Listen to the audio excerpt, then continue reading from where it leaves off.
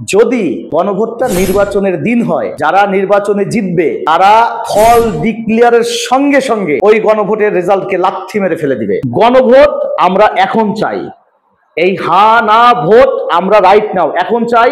প্রয়োজনে নভেম্বরের মধ্যে হা না ভোটের আয়োজন করেন, গণভোটের আয়োজন করেন, এবং এই গণভোটের রায়কে কেন্দ্র করে আপনারা বিচার এবং সংস্কার কার্য করেন। একটা দল চাচ্ছে জাতীয় নির্বাচনের সাথে গণভোটটা হোক, বাকিরা চাচ্ছে যে না গণভোটটা আগে হোক দেন জাতীয় নির্বাচন হোক। জিয়াউর রহমান সাহেবের সময় ৭৭ সালে গণভোট হয়েছিল এবং এই গণভোটের ২ বছর পরে কিন্তু জাতীয় নির্বাচনটা হয়।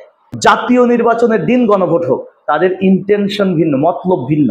তারা কোনোভাবেই জুলাইকে বিপ্লব মানতে নারাজ, বিপ্লব স্বীকারই করে না, এবং তারা এমনভাবে ইলেকশনটাকে ইঞ্জিনিয়ারিং করে ইলেকশনে জয়লাভ করে সংখ্যাগরিষ্ঠ মেম্বার অফ পার্লামেন্ট নিয়ে ওই সংসদ গঠন করতে চায়, ক্ষমতায় যেতে চায়, যাতে করে এরা সকালে জুলাই বিপ্লবকে লাথি মারতে পারে, দুপুরে আরেকজন লাথি মারতে পারে, বিকেলের সন্ধ্যায় আরেকজন লাথি মেরে ফেলে দিতে পারে। এদের ইন্টেনশন হচ্ছে ক্ষমতায় যাওয়া। এদের ইন্টেনশন এইটা না যে এরা এই বিপ্লবটাকে মনে প্রাণে ধারণ করে বিপ্লবীদের মনের কথা বুঝে, সাধারণ জনগণের মনের কথা বুঝে বাংলাদেশের সেবা করবে। নো, তাদের ইন্টেনশন হচ্ছে একটা নির্দিষ্ট দেশের প্রোপাগান্ডা বাস্তবায়ন করা, আমাদেরকে আবার সেই দেশের চাটুকারে বা ওই দেশের দাসে পরিণত করা।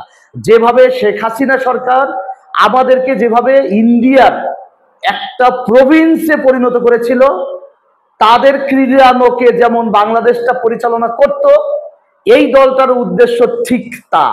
এই গণভোট কখনোই জাতীয় নির্বাচনের দিন অনুষ্ঠিত হতে পারে না। ৭৭ সালে প্রেসিডেন্ট জিয়াউর রহমান এসে প্রথম গণভোটের আয়োজন করে, যে এক্স্যাক্টলি ওইটার আয়োজন করেছিল যে এই দেশে উনি রাষ্ট্রপতি হবেন কিনা, হা না ভোটের আয়োজন করেছিল, যে রাষ্ট্রপতি উনি বা উনি না, মানে কত পার্সেন্ট লোক ওনাকে রাষ্ট্রপতি হিসেবে চায়, কত পার্সেন্ট লোক ওনাকে রাষ্ট্রপতি হিসেবে চায় না। উনি এমন না যে বিপ্লব ঘটিয়ে এসে সেই স্বৈরাচার শেখ মুজিবের মতো কিন্তু ঘোষণা করেন নাই যে এই দেশের প্রেসিডেন্ট আমি। বিষয়টা এমন ছিল না। যখন কিনা একটা ক্ষমতার শূন্যতা তৈরি হলো, প্রেসিডেন্ট জিয়াউর রহমান, শহীদ প্রেসিডেন্ট জিয়াউর রহমান এসে আগে দেশটাকে স্টেবল করেছে, আগে 2টা বছর আর্মির আন্ডারে নিয়ে মার্শাল ল জারি করে আর্মির আন্ডারে নিয়ে দেশটাকে আগে স্টেবল করেছে, আইন শৃঙ্খলাকে ঠিক করেছে। সেই মুজিব বাহিনী, রক্ষী বাহিনী, তাদেরকে নির্মূল করেছে, তাদেরকে আইন শৃঙ্খলা সারা দেশের পরিস্থিতিকে ঠিক করেছে। দেন উনি গণভোটের আয়োজন করেছে যে ওনাকে কত পার্সেন্ট লোক ওনাকে প্রেসিডেন্ট হিসেবে চায়, কত পার্সেন্ট লোক ওনাকে প্রেসিডেন্ট হিসেবে চায় না। উনি বিপুল ভোটে উনি জয়লাভ করে দেন উনি প্রেসিডেন্ট হিসেবে শপথ লাভ করেন।